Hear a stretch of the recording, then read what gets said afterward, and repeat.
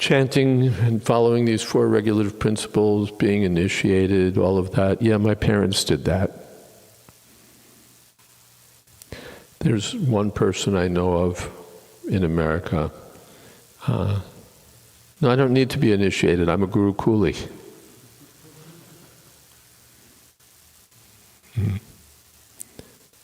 And so she, anyway, we won't criticize her, but she hasn't been trained in the deeper spiritual understandings of Krishna consciousness because she hasn't taken to the process in earnest. Something, certainly better than the materialists and so on, but Tadvijnanartam sa gurumeva abhigacchate. If one wants to really understand the science of Krishna consciousness, one has to accept the process. That means take a vow to chant the requisite number of rounds, strictly avoid the 4 sinful activities, regularly hear Srimad Bhagavatam, associate with the devotees, accept initiation from a bona fide spiritual master, accept the various troubles involved in spiritual progress, just as there's trouble for material progress, and we accept it. We go into debt for $300,000 so that we can attend the university of our choice. That trouble we accept, or we push it on our parents, or the parents accept the trouble for the sake of seeing their children materially well situated. But to chant 16 rounds and follow 4 regulative, that's too much trouble. So it's a question of priorities. Otherwise, career, and in fairness, that requires some guidance, some instruction, how to have a proper career as a Brahmin, as a Kshatriya, as a Vaishya, or as a Shudra. Therefore, Prabhupada wanted Varnashram college, but not how to become expert at selling unnecessary things or inventing unnecessary things, providing needless necessities. But the career is also, especially for a householder has to have some money. So all right, then have some career, but don't let it swallow you. An intelligent person, even from simple course in family economics, the first principle is to keep your expenses as close to zero as you can. Keep your fixed costs as close to zero as possible. Then you don't have to work so hard. But when you've decided to live in Manhattan and your apartment costs you $8,000 a month, then, and that's just your apartment, to say nothing of all the other things that we need, then you have to work like a dog.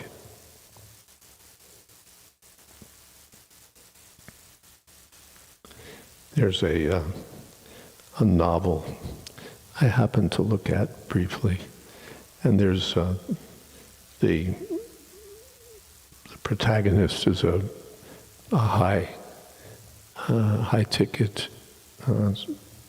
super stockbroker in New York City, and there's an account of his expenses. This much for the apartment, this much for the car, this much for the kids' private school, this much for this much for that. And so he's making like $800,000 a year and just breaking even.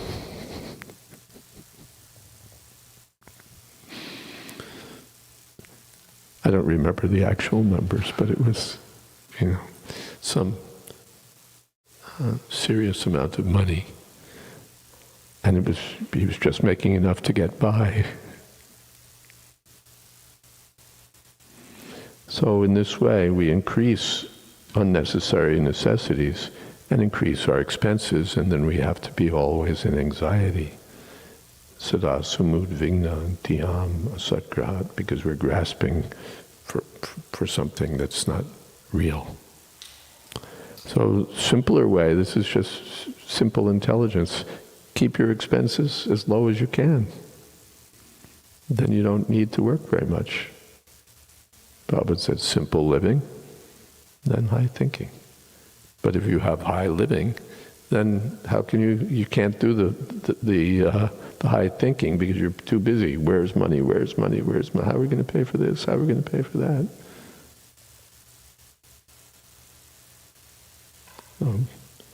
Better to live simply. And if we live simply, then Krishna will provide. It's not that hard. And yes, one should have a career that fits. Therefore, that Urmila Dasi has written that book along with her colleague, Career Dharma, and giving courses and lectures so that young people can have suitable careers and have an idea, well, what should I be doing? So that's also required, not to be scoffed at or set aside.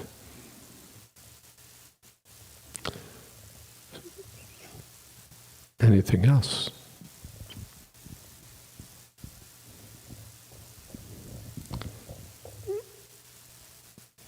Okay, I'm not under contract to push things till 9. If there are no more questions, we'll stop here. Oh, there is. Michael.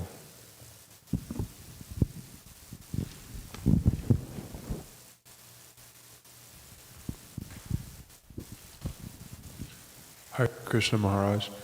It was more of a comment.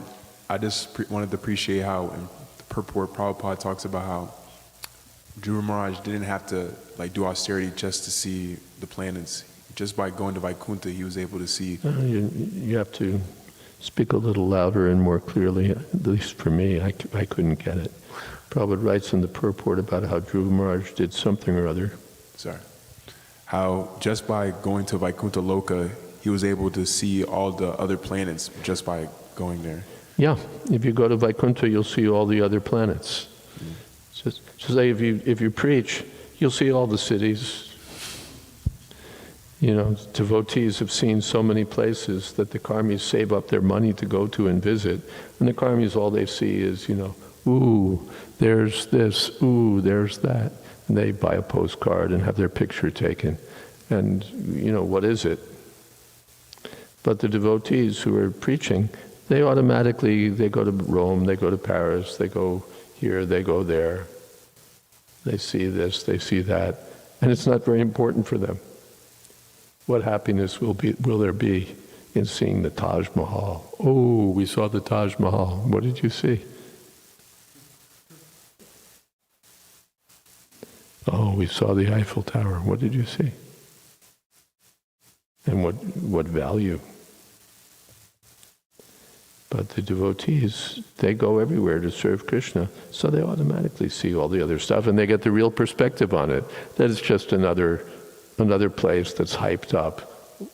Ooh, the Latin Quarter. Ooh, the Gaslight District. Ooh, this, that. And you have to see this, you have to see that. This stuff that comes in the cheap airline magazines. What is it? It's nothing.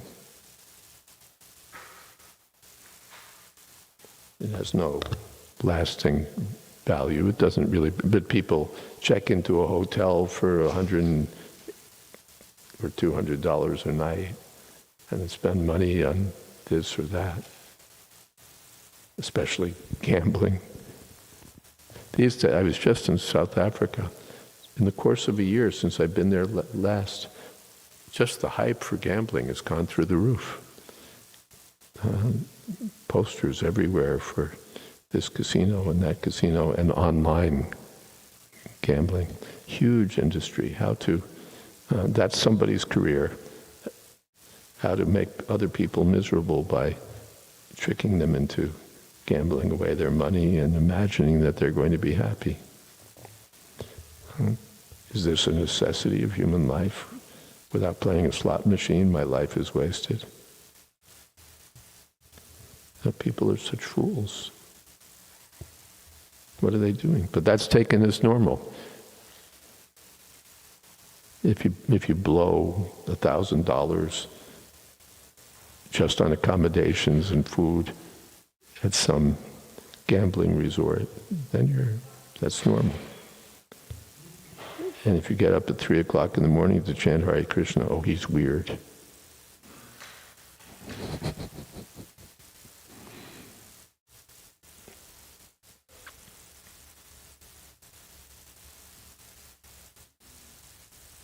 So the devotee sees whatever needs to be seen. He's not missing anything. What he's missing deserves to be missed. He's fortunate to miss it.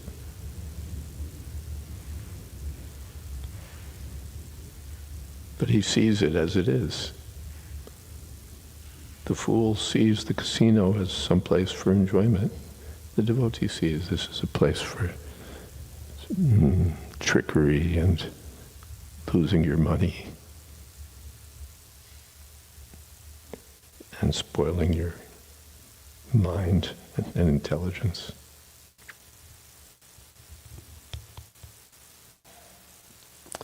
All right.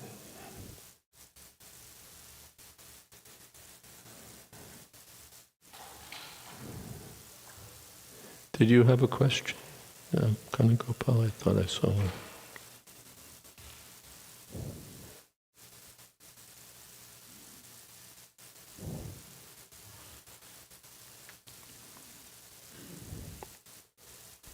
Hare Krishna. I was remembering, but it also slipped my mind, Maharaj. During reading the verse in the purport today, I was thinking of how merciful the Lord is, and it reminded me of this pastime of Chaitanya Mahaprabhu in Madhya Lila. There was, now I'm forgetting, a poet who had written very simple poetry, and he just included in it something about Krishna being the most beautiful. And just because of that, Mahaprabhu said,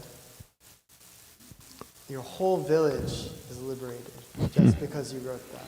And not even just the people of the village, even the dog is liberated.